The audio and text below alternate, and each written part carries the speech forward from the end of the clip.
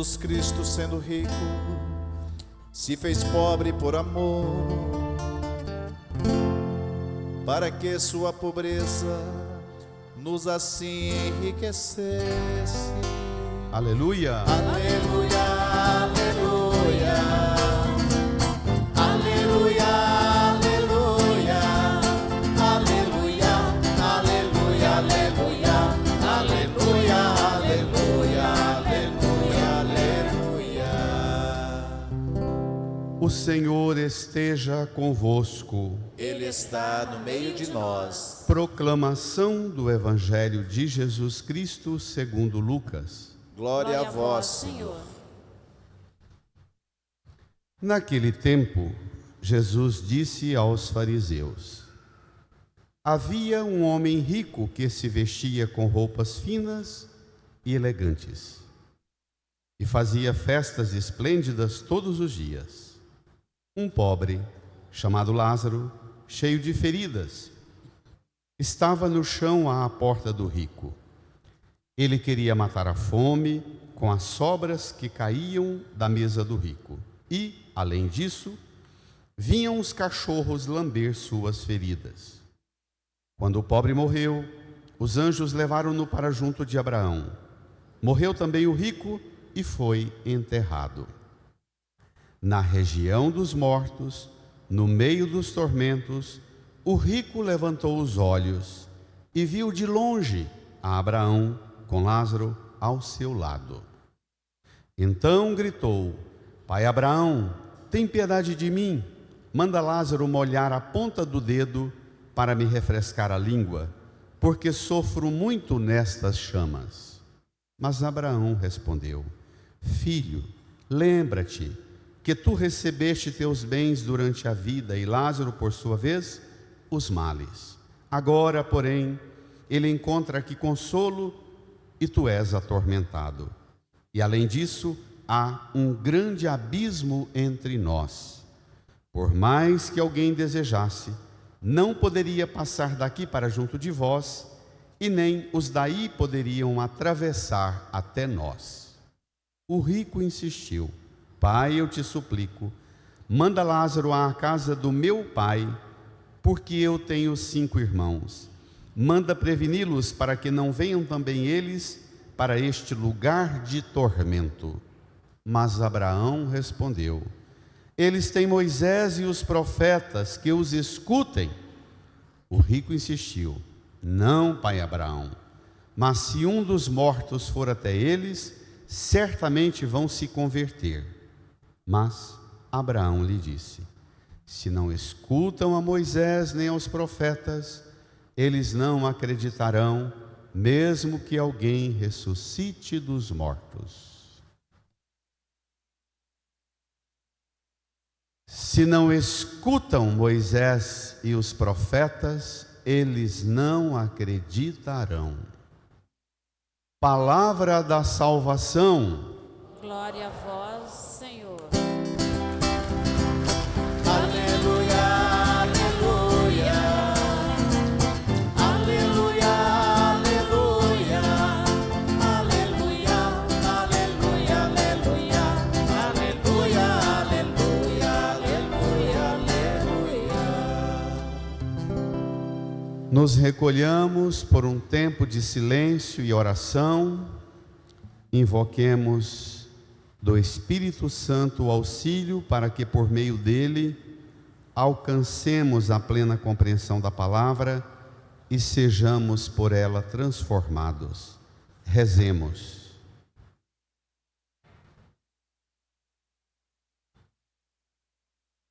Amém. Irmãs e irmãos, estamos sendo orientados por Jesus já há vários domingos no Evangelho de Lucas sobre o caminho das renúncias que nós devemos fazer e das escolhas. As renúncias são feitas em vista das escolhas. No domingo passado, Jesus, a última frase do Evangelho que ouvíamos, Jesus disse: Não podeis servir a Deus e ao dinheiro. Isso era o versículo 13 do capítulo 16. Hoje nós estamos aí no seu folheto número 11, encontre lá. Estamos continuando a mesma leitura do capítulo 16, agora no versículo 19 a 31. Apenas uma nota.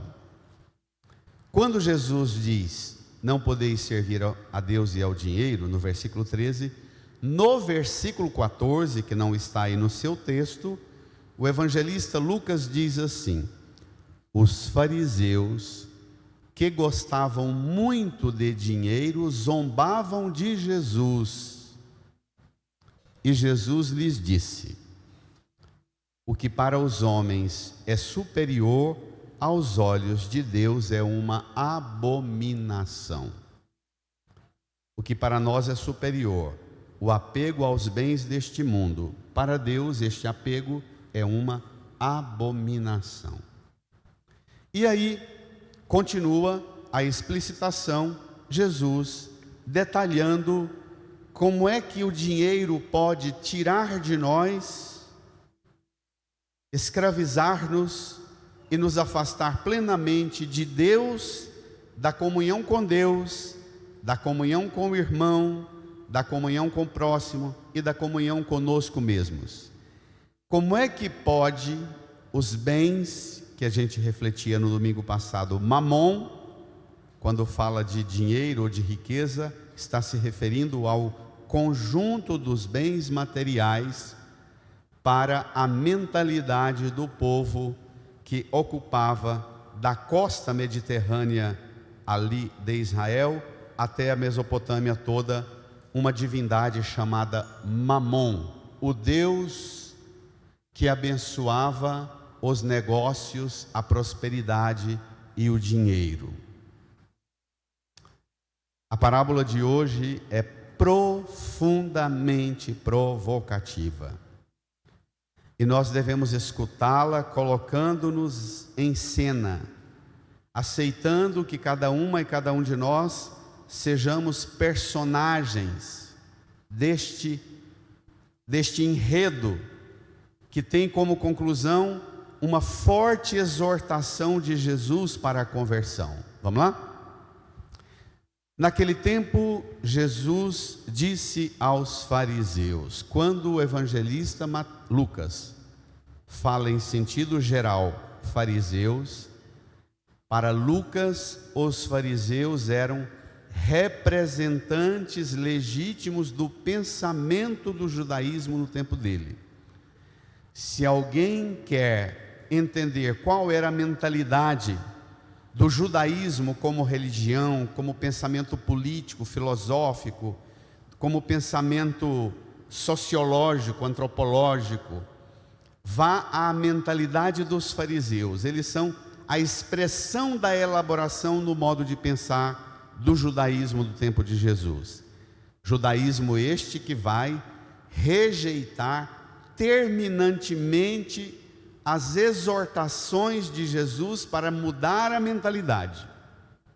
Os fariseus vão ser os principais artífices para o processo de denúncia, falsa acusação e condenação de Jesus. Vamos lá?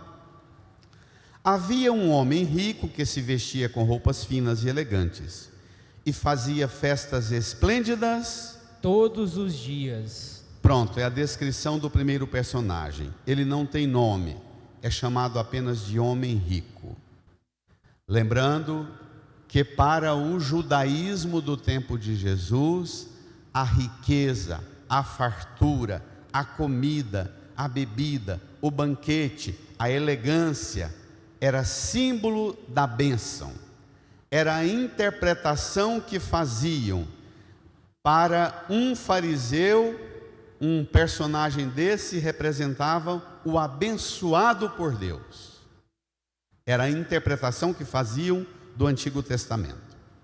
Por outro lado, há agora a personificação do amaldiçoado por Deus, segundo a interpretação que o judaísmo fazia da Escritura. Versículo 20. Um pobre, chamado Lázaro, cheio de feridas, toda a igreja leia, estava no chão à porta do rico. Ele queria matar a fome com as sobras que caíam da mesa do rico. E, Além disso, vinham os cachorros lamber suas feridas. pronto, se o rico é a personificação da bênção, segundo a interpretação farisaica da Bíblia, este pobre descrito por Jesus é a personificação do amaldiçoado, do sem a bênção. Ser pobre, tomado de feridas, no chão, na porta do rico, querendo matar a fome com sobras. E, além disso, os cachorros vinham lamber suas feridas. Começamos por fazer as correções devidas. Não confunda cachorro aqui com o seu pet, tá? É bem diferente. O lugar que os cachorros de estimação ocupam hoje, que estão tomando o lugar de gente na vida nossa, cada vez mais optamos por não ter filhos e no lugar dos filhos criamos cães e chamamos a eles de filhos e chamamos a nós de papai e mamãe de pet. Não é de jeito nenhum esta grave forma de entender a relação com a criação. De jeito nenhum. Aqui na Bíblia, e por várias vezes aparece no Antigo Testamento, como nos Provérbios, cães na Bíblia são animais repugnantes e maus, porque comem carniça, restos, coisas impuras, coisas podres, e dependendo da fúria e a fome, até cavam túmulos para comer um corpo de defunto lá dentro. Então, o cão aqui é a personificação daquilo que pode ser o pior deste mundo que sobrou para o amaldiçoado, para lamber-lhe as feridas. Então, dois modelos, dois protótipos, segundo a interpretação que os fariseus faziam da Bíblia e do que era a vontade de Deus. O rico com o esplendor das festas e o pobre com a decadência total. O Papa Leão, numa missa, numa pregação maravilhosa hoje de manhã, disse que são dois personagens, o indigente e o indiferente. Muito bacana essa síntese.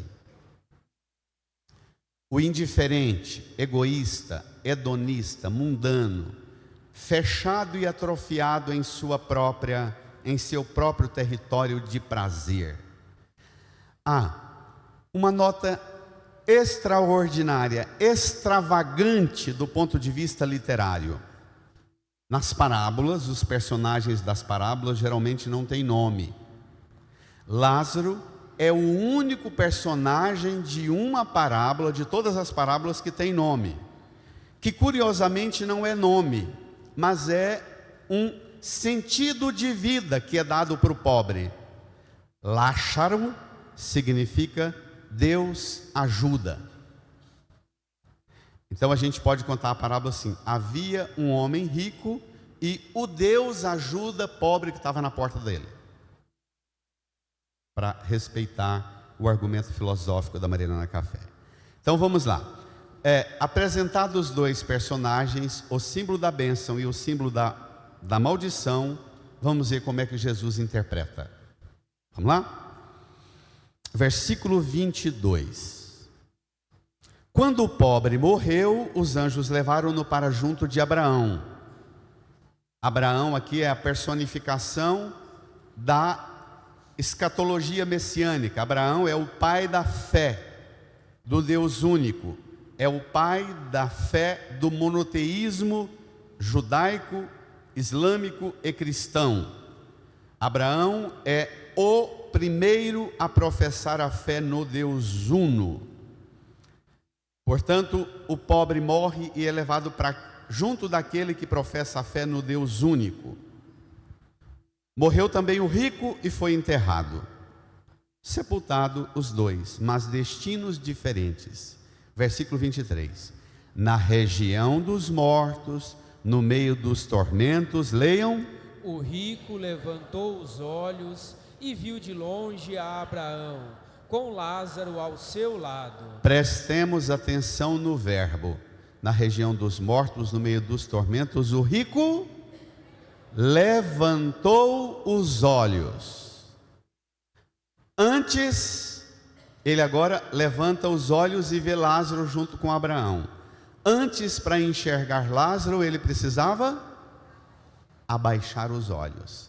O problema é esse, que a riqueza, a pompa, a circunstância desse mundo, o egoísmo, a indiferença, o mundo que nos educa para o desejo das coisas cobiçáveis o tempo inteiro, nos faz olhar só para cima. A gente não enxerga. O protótipo do homem da bênção, egoísta, não se é abençoado, se é rico, não abaixa os olhos. Eu não abaixo os olhos. Quando a gente quer dizer para uma pessoa, seja humilde, a gente diz, abaixa o queixo, não é? Olhe para baixo, diminua.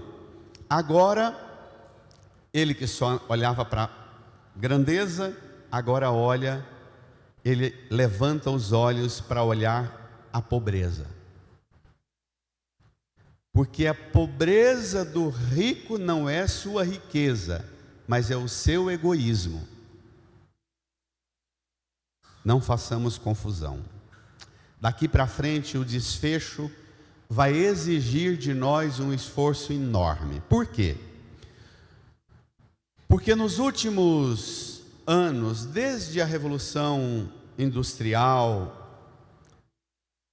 com o surgimento das massas sobrantes, das camadas, o resto das massas nas periferias, da mão de obra barata, ou que desencadeou na Revolução Socialista como reação à Revolução Industrial, o cristianismo foi seduzido por uma interpretação fraca, segundo a perspectiva da fé cristã, o materialismo marxista, o socialismo como resposta. E, especialmente vocês leigos e leigas, vocês cristãos, tomaram uma certa dificuldade em tratar desse tema de pobreza e riqueza, de contradição social, porque vocês viram por demais a igreja ou ser eminentemente alienada e não tocar em problema social, que é a igreja mais identificada a um pensamento de direita, ou a igreja mais identificada a um pensamento de esquerda, que transformou esse tema numa ideologia. Quando a gente não trata desse assunto, ou como a igreja que se aliou ao pensamento marxista, a gente acaba por ler e estudar o problema, ou negar o enfrentamento do problema das contradições sociais a partir das ideologias. E nós precisamos tratar desse tema a partir não da ideologia, mas da teologia. Quer dizer, a partir do olhar de Deus mesmo. Nós precisamos perguntar como Deus enxerga estas realidades de contradições que nos envolvem na sociedade. Não me interessa, do ponto de vista espiritual, aqui, hoje, fazer uma leitura ou defender algum pensamento de alguma corrente ideológica quaisquer. O que me interessa é dizer que nenhuma resposta ideológica é e alcança o que a resposta teológica deve alcançar. Está claro? Dito isso, vamos enfrentar o problema. Sem a afetação ideológica, não significa dizer, como o pensamento mais à direita, não vou na igreja para ficar falando de pobre e rico. Ou a esquerda aqui, se não tocar nesse tema, não falou do evangelho. Não vamos apelar pelas ideologias, mas vamos na perspectiva da fé. Pronto. Quem está do lado de Abraão? Lázaro. aquele que Deus ajuda, a personificação da maldição, do castigo, está ao lado de Abraão. Qual é a distância que existe entre Lázaro e o rico? Versículo 24. Então o rico gritou: Pai Abraão, tem piedade de mim. Leiam, igreja. Manda Lázaro molhar a ponta do dedo para me refrescar a língua, porque sofro muito nestas chamas. Manda Lázaro molhar a ponta do dedo para me refrescar a língua. Na porta da casa do rico estava Lázaro, querendo não refrescar a língua, mas querendo satisfazer as necessidades físicas, orgânicas, comendo as coisas que sobravam no banquete da casa do rico. Ele tinha necessidades, e o rico não o enxergava e não estendeu a mão para ele. Qual a distância que existe entre o rico e o pobre? Ele diz para Abraão: manda Lázaro molhar o dedo para me refrescar a língua, porque sofro muito nessas chamas. Na verdade, esta parábola antecipa para nós a cruz. Olhe para a cruz. Lázaro aqui é a personificação do próprio Cristo. É ele que, com os dedos molhados de sangue, toca a nossa língua e toca todo o nosso ser para curar-nos do pecado, da indiferença, das injustiças e todo o pecado que nos faz gerar uma sociedade de contradições e ambiguidades e indiferença diante dessas contradições. O problema é que agora não dá mais. Quando é que o rico grita, minha gente, na sociedade de hoje? Quando é que o rico grita? Quando tem impostos. Não é não? Vamos lá? Daqui um pouco a gente volta a esse tema. Quando é que o rico grita? Da campainha da porta da casa do rico, o salto. Da champanhe e do caviar, o rico agora grita por uma ponta de dedo de um mendigo amaldiçoado tocando-lhe a língua. Por que tocar a língua e não me dar um copo d'água? Porque a língua na Sagrada Escritura é símbolo do território dos prazeres. É o lugar do território imediato do prazer. Do ponto de vista da psicologia e do desenvolvimento infantil, é o primeiro território de prazer que a gente descobre quando bebê, não é? Sugar o seio da mãe e depois descobrir o próprio corpinho, chupando os dedos, chupando o dedinho do pé, não é? É o território da descoberta do prazer.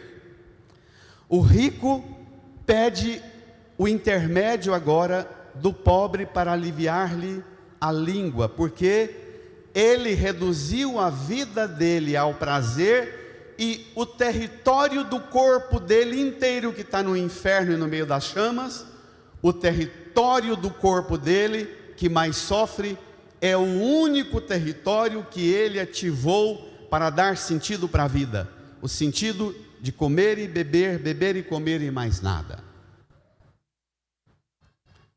Quais os seus territórios corporais e físicos estão ativados? Vamos lá? Agora vai pegar, tá bom? Te prepare. Versículo 25. Mas Abraão respondeu: Filho, brada a igreja, lembra-te que tu recebestes teus bens durante a vida, e Lázaro, por sua vez, os males. agora, porém, ele encontra aqui consolo, e tu és atormentado. Se você pegar o versículo 25, o argumento de Abraão no versículo 25 é a grande armadilha da parábola. Na psicologia, na filosofia pedagógica, o método da parábola é um método de diálogo que você tem com a pessoa que te ouve, em que ela tem compreensões equivocadas sobre as coisas e você conta uma historinha para ela, e numa certa altura você ganha a adesão dela aos seus argumentos, formulando a compreensão dela. Ela pensa: ah, ele me entende, ela me entende, eu penso exatamente isso. Quando Abraão faz essa formulação, se você for um mau interpretador da Bíblia, vai dizer assim: pronto, então Abraão e Jesus, contando a parábola, concordam com as contradições sociais e que agora se trata apenas do que fala a Revolução Socialista. É apenas pegar quem está na base da pirâmide e pôr em cima, e pegar quem está em cima e pôr embaixo, está resolvido o problema do mundo. Não é? Parece um atalho. E a pior coisa que existe em teologia é atalho. Jesus conta a parábola e parece que concorda com o pensamento, mas vem exatamente o desfecho, que é o nocaute. Vamos ver? Versículo 26. E além disso, há um grande abismo entre nós. Por mais que alguém desejasse, não poderia passar daqui para junto de vós, nem os daí poderiam atravessar até nós. Este é o salto. Há um grande abismo. Não há um grande abismo entre nós agora. O abismo que existe hoje é o mesmo que existia na porta da casa do rico. É o mesmo. Em outras palavras, o toque de cura que um pobre tem poder, de molhar o dedo e tocar a língua, onde estava esse pobre com poder de aplacar as chamas do inferno? Onde estão os pobres e os ricos hoje? Que distância há entre a minha mesa e os pobres, a sua mesa e os pobres?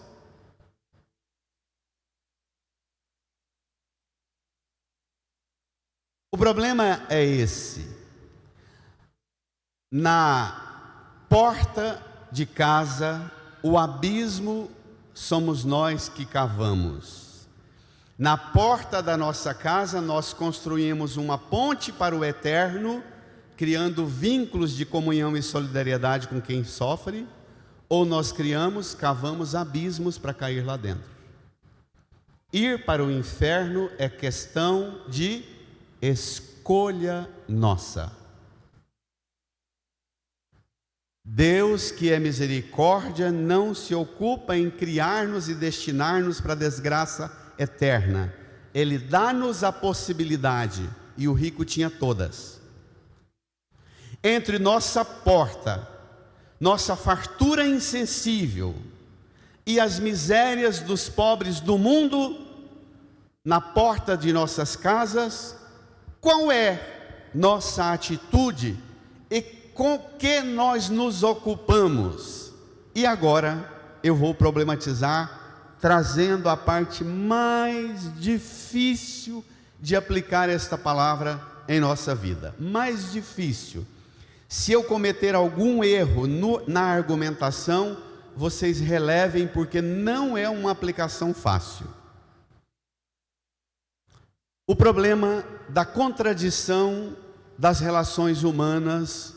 Porque é que existe quem tem e quem tem muito, e quem nada tem e vive na desolação absurda? Como é que nós cristãos devemos enfrentar o problema dessas contradições econômicas, sociais, políticas, culturais, religiosas?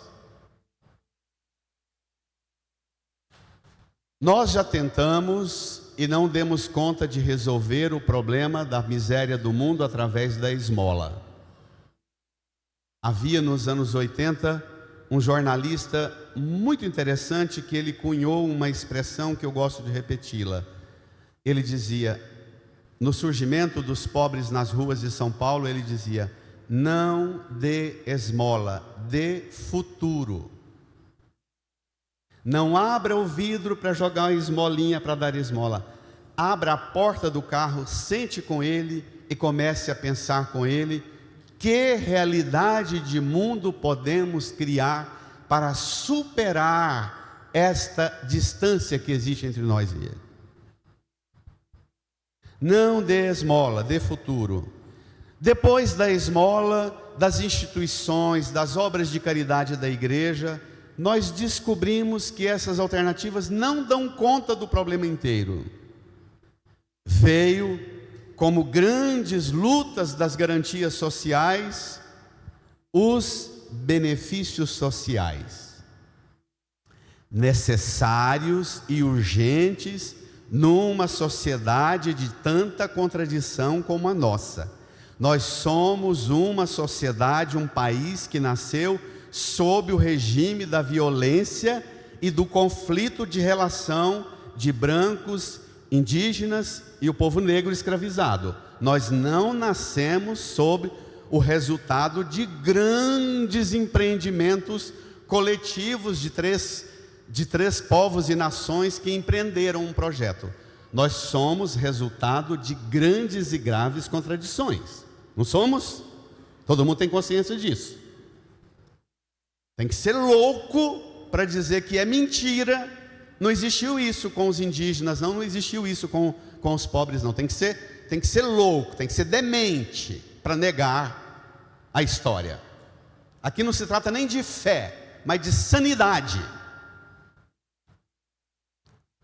Então, nós que criamos esta sociedade, pensávamos que os benefícios sociais iria ser grande resposta, e de fato foi. Nós saltamos daquela situação de miséria.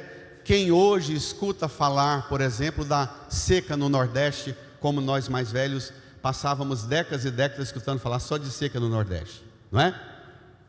Houve avanços, aconteceram coisas extraordinárias de progresso, mas os benefícios sociais estagnaram. Para continuar mantendo no padrão que os políticos criaram, fizeram os benefícios sociais se tornar uma forma de pagar a prestação, o voto das próximas eleições. Não virou isso? Nós estamos descobrindo que para continuar mantendo as camadas pobres, se a gente continuar aumentando impostos, sacrificando quem trabalha e quem compra o alimento para pagar altas taxas de impostos, para os governos, não é nem na verdade o governo, né? Os deputados com as verbas parlamentares, sob o regime de não serem fiscalizados por ninguém, e destinar a verba, inclusive para o crime organizado que pode sustentá-los. E eles decidem os benefícios sociais na lógica de repetirem o sistema, de continuarem perpetuando no poder. Nós descobrimos que benefício social estagnou a economia do Brasil.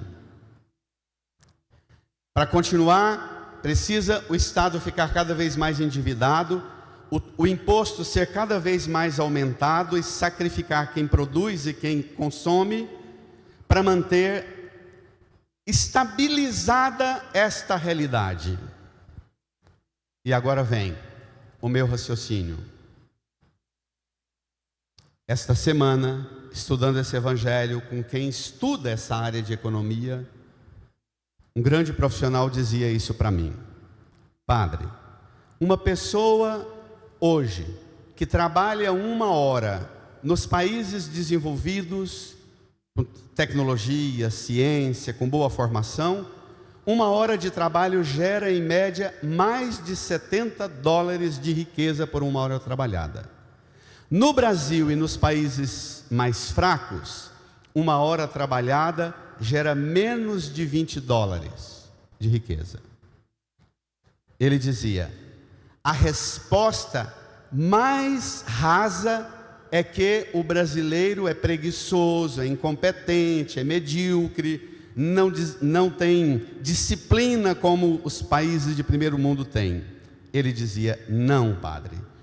Todas as frentes de estudo e pesquisa no campo da economia e do desenvolvimento diz que não é questão de preguiça, é questão de melhorar a educação, melhorar a qualificação, é questão de qualidade de ciência, de tecnologia e de inovação, que não interessa aos políticos, e eles ficam estagnando esse desenvolvimento para que eles tenham o controle do dinheiro e a dominação sobre as camadas pobres e faça os ricos terem que comer na mesa deles. Isso existe, gente? Existe, né? Tá. Então, nós como cristãos damos conta de fazer uma razoável interpretação das contradições sociais. Mas agora vem o problema. Ser cristão e olhar para o problema dos pobres e ficar acusando os benefícios sociais e os políticos e continuar mantendo uma sociedade cheia de violência, pobreza, droga, contradição, o crime organizado cada vez mais se instalando em todas as dimensões. Ser cristão e ficar indiferente a isso e só acusar que as saídas que foram inventadas não resolvem, não é resposta de cristão. Papa João Paulo II escreveu um documento maravilhoso, Solicitude Res Socialis, solicitude social da igreja, em que ele diz que o progresso, que está mais na linha do iluminismo, é diferente de desenvolvimento, que não pode ser desenvolvimento apenas de uma elite, senão do quanto mais possível o desenvolvimento de todos para a plena dignidade da pessoa humana que Deus criou para o bem, e Deus mesmo construiu um Éden e colocou a mulher e o homem com toda sorte de bênçãos nos bens que Ele mesmo criou. Portanto, a riqueza não é uma maldição, mas o modo como lidamos com a riqueza pode destinar-nos para a maldição ou para a bênção. Está claro? Entendeu a diferença? Isso é teologia, isso não é ideologia. Nós, vocês, do mundo do trabalho, do mundo dos negócios, na área que você atua, é responsabilidade sua discutir sobre isso. Não basta ficar no grupo do WhatsApp mandando mensagem sobre a pouca vergonha dos políticos e a pouca vergonha dos pobres que não fazem nada e ficam em casa à toa e não querem trabalhar. Nós precisamos criar vídeos e mensagens na internet para estimular esta sociedade de contradição e de pecado que anestesiou o pobre e deu ao rico o poder de manipulação tão violenta. Nós precisamos estourar essas bolhas e, com a força da fé cristã, empreender projetos e processos de superação desta realidade, porque cuidar da dignidade do pobre é condição da vida cristã, porque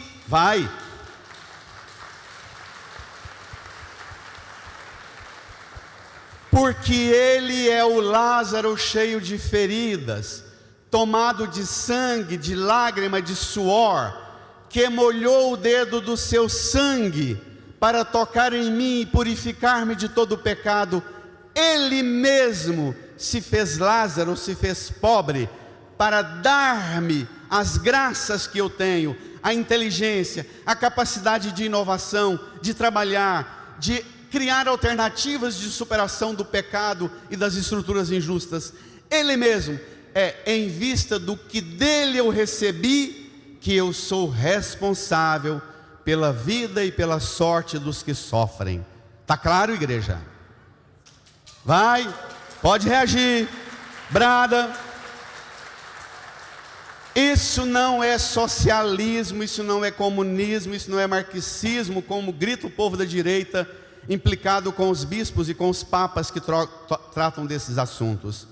Um cristão que não tem coragem de falar das contradições entre pobres e ricos, ele na verdade é um herege. Ele nega a verdade que é Cristo, porque nós somos os pobres que ele tocou em nossa miséria, com o seu sangue, com o seu dedo. Pronto, não tem solução para o rico. E agora? Vamos ver?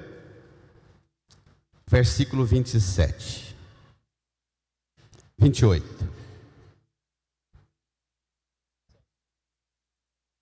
27 mesmo, né? O rico insistiu: pai, eu te suplico, manda Lázaro à casa do meu pai, porque tenho 5 irmãos. Leia, igreja. Manda preveni-los, para que não venham também eles para este lugar de tormento. Mas Abraão respondeu: eles têm Moisés e os profetas, que os escutem. O rico insistiu: não, pai Abraão, mas se um dos mortos for até eles, certamente vão se converter. Esta é a religião que mais encontra apelo no mundo dos ricos no Brasil. A mentalidade espírita, que se falar com a alma de alguém que já morreu dá mais resultado do que escutar a palavra de Deus. Aqui é uma negação da filosofia e do pensamento espírita. Abraão diz: não, não vai ter defunto aparecendo na casa do seu pai. E é bacana porque o rico, lá no inferno, curioso isso, né? Ele intercede. Primeiro ele pede socorro, auxílio para o seu sofrimento. Não tendo como, ele começa a interceder pela salvação da sua família. Você intercede pela salvação da sua família? Você reza pela salvação da sua família? Para que também eles não venham para o lugar de tormento onde está o rico aqui? Você intercede? Você intercede e aceita a proposta que Jesus apresenta na parábola? Eles têm Moisés e os profetas, olhe para cá. Eles têm a palavra de Deus, que escutem a palavra de Deus.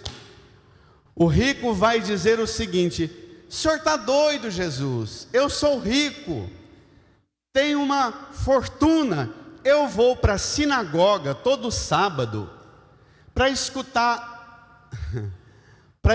os rabinos pregarem do nascer do sol até o meio-dia a palavra de Deus. Eu vou cuidar da minha bênção, da minha fartura. Vou lá ficar escutando palavra de Deus e pregação, não. Manda o defunto lá, faz um atalho. Porque se tem uma coisa que o dinheiro desgraça a gente, é que a gente começa a querer atalho para tudo.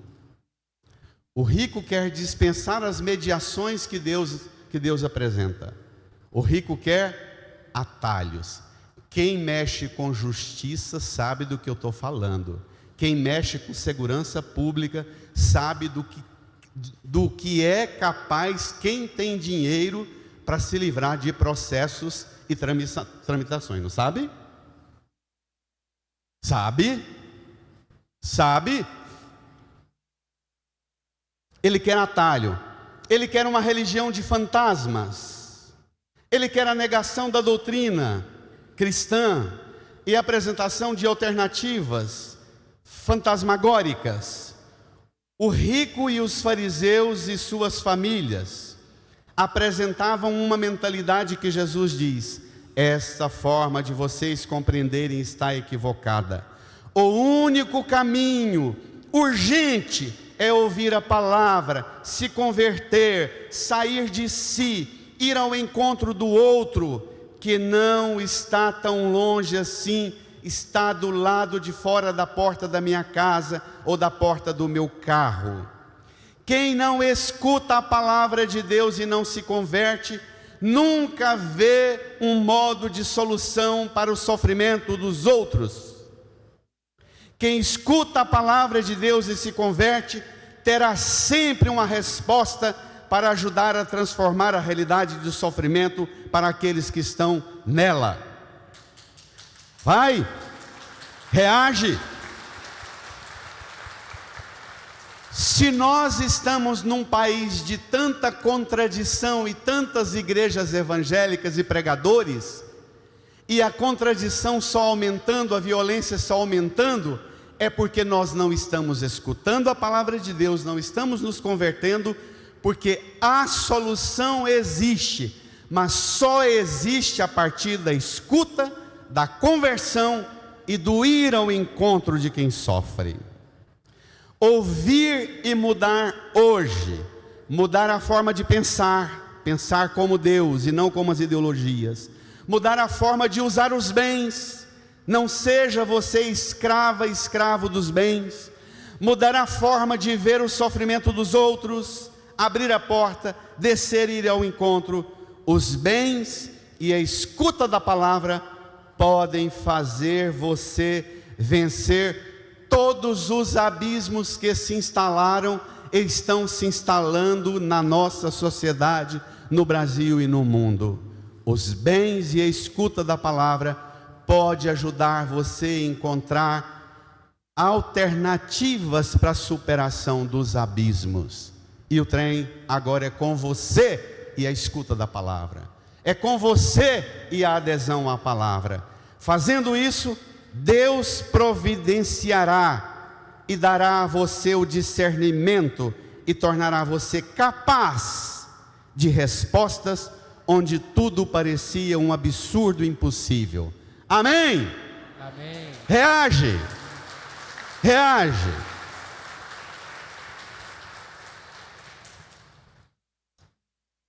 E se ponha a escutar Deus agora no seu coração.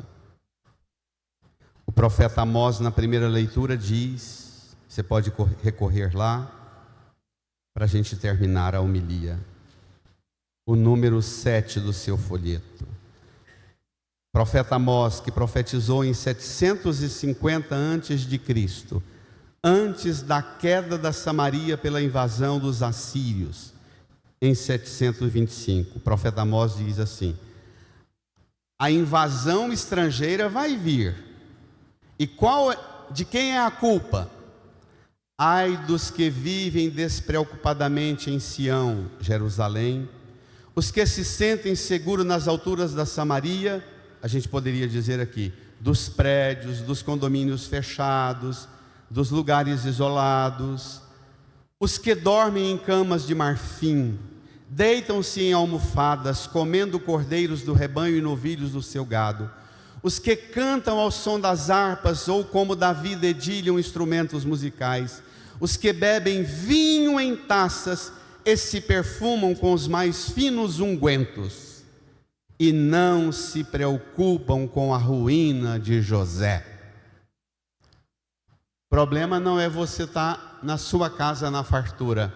O problema é a fartura tirar de você a capacidade de se preocupar com a ruína do irmão. José aqui é o irmão mais novo vendido como escravo para o Egito dos 12 irmãos. O problema não é, a riqueza não é maldição, mas o que você faz dela pode se tornar maldição. E a gente pode dizer, sobre esse aspecto, nós estamos criando um Brasil de maldição, de mau uso dos bens e de indiferença com o sofrimento dos pobres. Inclina a sua cabeça, põe a mão no seu coração, fale com Jesus e diga ao Senhor que você aceita esta palavra como convite para a sua conversão, que você aceita que Ele dirija você num modo novo de compreender e de enfrentar os problemas dos outros, que Ele dirige e ajude você a mudar sua forma de relacionar-se com os bens materiais, para que eles não se tornem uma maldição para você, mas sejam bênção, para ajudar você a ser bênção na vida de quem sofre. Fale com Jesus.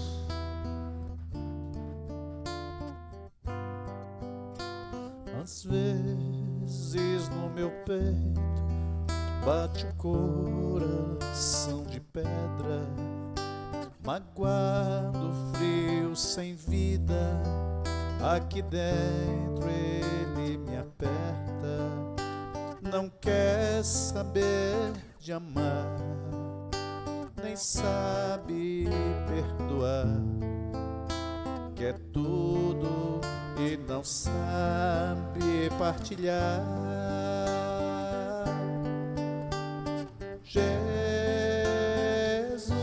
Jesus, manda seu Espírito para transformar meu coração. Jesus, Jesus, manda teu Espírito para transformar meu coração. lava, purifica e restaura-me de novo.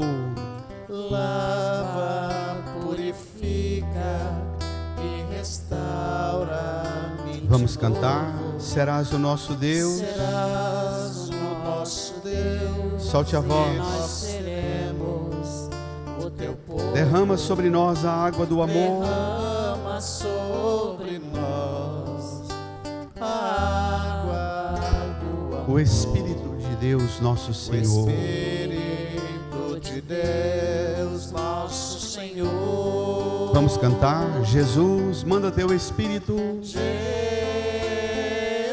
Jesus, manda teu Espírito para transformar meu coração. Todos de pé, erguendo as mãos, canta. Jesus, manda teu Espírito para transformar meu coração.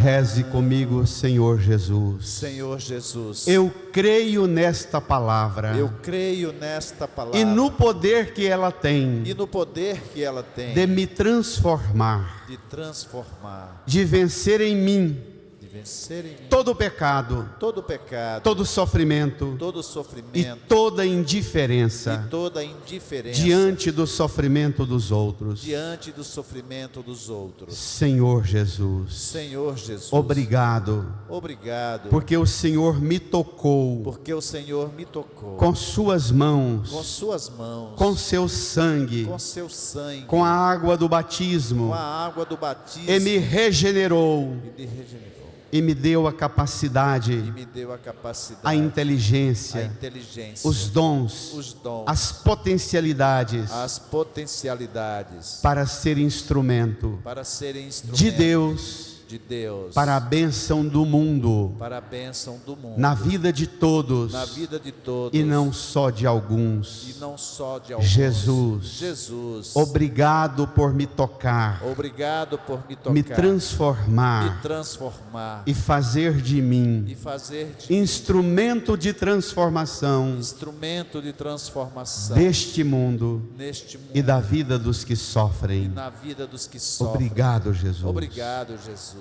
Põe a mão no seu coração e agradeça a Jesus a sua saúde, a sua inteligência, os bens que você tem, tudo que você é, toda a capacidade que você pode desenvolver a partir da escuta da palavra e colaborar com um mundo melhor. Agradeça e louve o Senhor por essa ponte que você vai construir, ajudando a vencer tudo que torna os outros no extremo abandono, sofrimento e dor.